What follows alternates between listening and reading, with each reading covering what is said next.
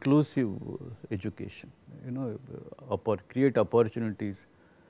Now, you could create X number of institutions where, you create that holistic learning environment where you can, children can expose themselves to technology learning of the kind I mentioned.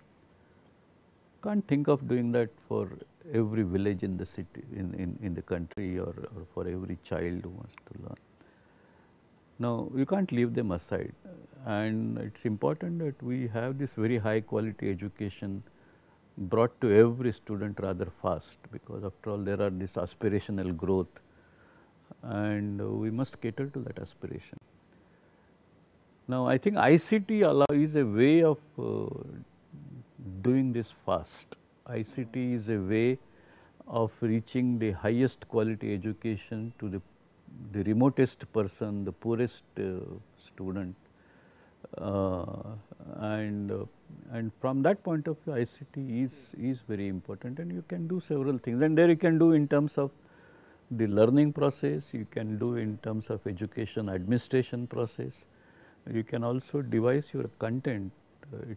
It's not just digitizing textbooks and putting it, but it's also about,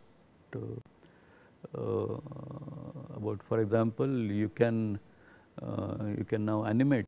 The animation can be a good value addition.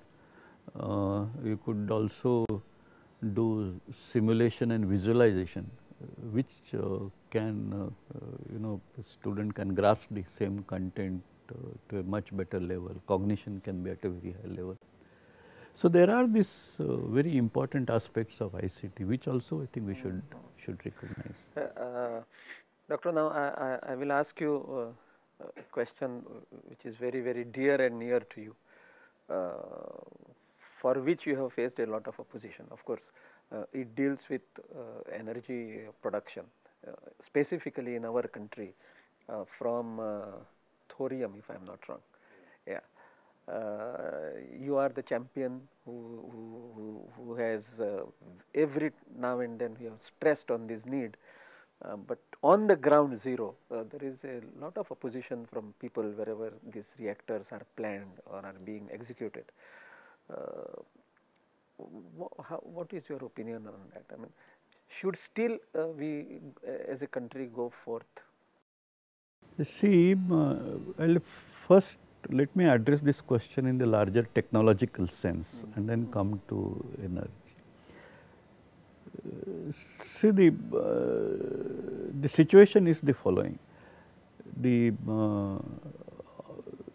If you look at India, our country, it is, I think, situation is somewhat distinct from most of the other countries in the following sense. We are one of the largest population on earth as a country, and I think time is not too far when we will be the largest, even surpass China. This is number one. Number two, we are a growing economy, and in dollar purchase parity terms, we are at number 3 in the world. So a lot of, we have standing in the world affairs essentially because of that. But then if you combine the two together in terms of per capita GDP, we suddenly fall to the bottom of the ladder. Now, this is both a big opportunity and a big challenge. If we now try to explore how do you make best of this opportunity, do we have resources to enhance our per capita GDP? And resources in any way, material resources, mineral resources, energy resources. And I think the answer will be, again, per total, absolute terms, we may have some of the resources quite large, but in terms of per capita term, those resources are very meager. So what is it that we have? I think the resource which is very large and very capable for us is our human resource. But it has to be empowered, it has to be equipped, we have to build capacity for this resource. How can you do that? You can do that only on the basis of technology and people learning the technology and bringing that benefit, and that's what will propel the per capita GDP, that's what will propel the per capita empowerment or individual empowerment of people, and that's what will make India the true world power. And I think it should be ambition of every Indian to be that. I think it is not the case of anybody that we don't care about whether we are counted in the world or not. No, everybody would want to. There is that aspirational aspect of identity. We want to be counted. We have been counted in past, so we should be counted in coming years also. Now we should look at the evolving future in that context. Now for doing all that, you may have resources, you may have trained individuals. You must also have energy, because without energy, nothing will move. And again, on per capita terms, if you ask a question as to what are all the energy resources that are available, now, see, the technology will allow you to make use of a given resource most efficiently, but you must have that resource, because you cannot produce energy. In the sense, you can produce energy, but for that you have to consume some other energy form. So, in fundamentals and conservation of energy, So, you ask a question, what is that energy form or energy source which I have in the country, which would be adequate to meet my future aspirations, meet the future aspirations of Indians to be on par with the rest of the world. And the answer to that would be thorium and solar energy. And everything else would appear quite small. They may appear quite big today, at today's level of use, but then you want to be comparable with the world, and there is a correlation between energy use and the human development index or quality of life. And then you want to be comparable with the rest of the world, then you have to use the energy, enhance the energy use to maybe 10 times what it is there today. And at that level of use, you ask what are the energy sources which will kind of be adequate for us. The answer is thorium and solar energy. Can I do with one and leave the other? The answer is no. You have got to make, because they are complementary. One is diffuse, distributed, one is concentrated, you can set up large plants. One is intermittent, one is 24/7. One is, one can empower me at my household level because I can put a rooftop and get my energy. One is important because I want to large industries, large bulk generation and things like this. You need actually both. And it is in this context that thorium is absolutely essential for future of India. And we have that on our soil, and we have the technology to do so. And there are, of course, in public mind there are fears, but I think these fears are because use of technology is portrayed as catastrophe syndrome in many cases. It has happened with nuclear, it is happening with GM crops, it is happening with many. Now, the irrationality of this catastrophe syndrome, in reality it is, Fukushima happened, that catastrophe syndrome has come about because large number of people had to be displaced. If you ask a question, how many people have died in Fukushima? Nothing.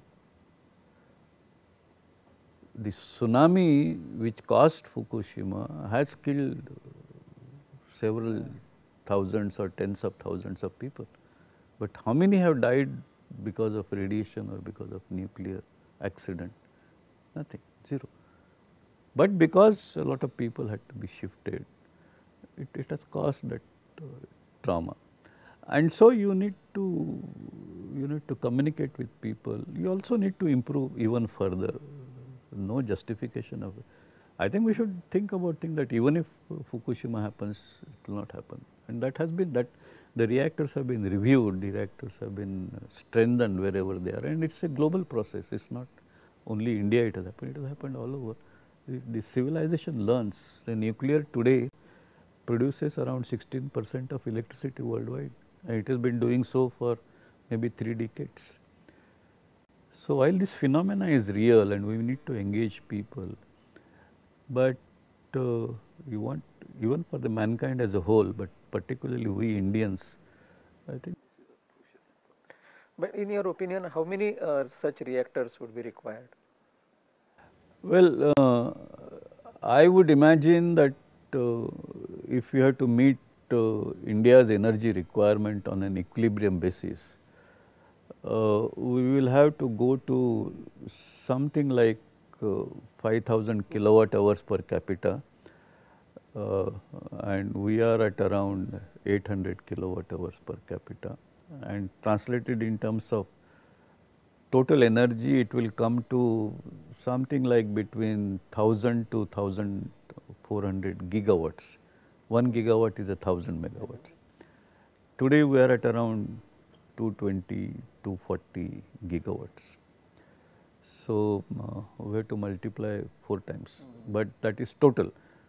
Now, if you say that 50% of total will be nuclear, then compared to what we are today, we have to go increase it a few tenfolds, or maybe even larger. Because now, if you talk about 1000 gigawatts, 500 gigawatts coming from nuclear, you are talking about 500 1000 megawatt reactors, or 300